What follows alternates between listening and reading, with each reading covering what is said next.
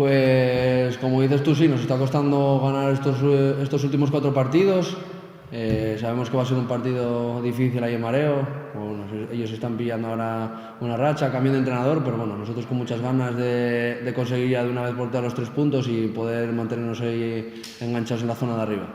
No, a ver, o sea, los filiales al final, bueno, siempre yo creo que tienen un mismo planteamiento por el hecho ya de ser filiales y demás.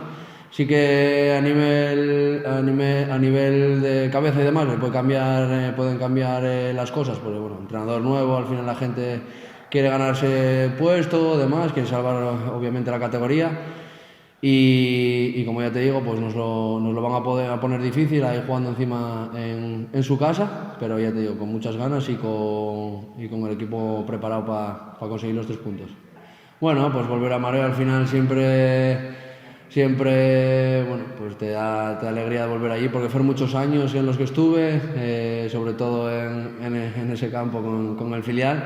Y siempre, bueno, pues con ganas de poder volver, pero bueno, ya te digo que muchísimas ganas de poder sacar ahí los 3 puntos, conseguir esos puntos que nos hacen falta ahora para seguir enganchados ahí arriba y si tiene que ser contra el Sporting, pues mira.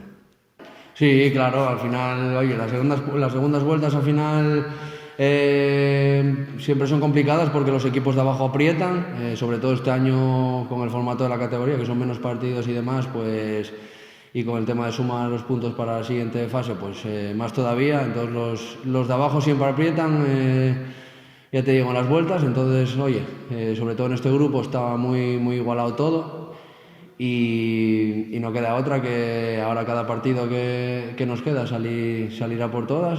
Cuantos más puntos se sume, mejor. Si se puede conseguir, pues mira, primero la permanencia y luego si se puede conseguir el premio de la Pro, pues bienvenido sea, pero partido a partido y como dices tú, pues una final.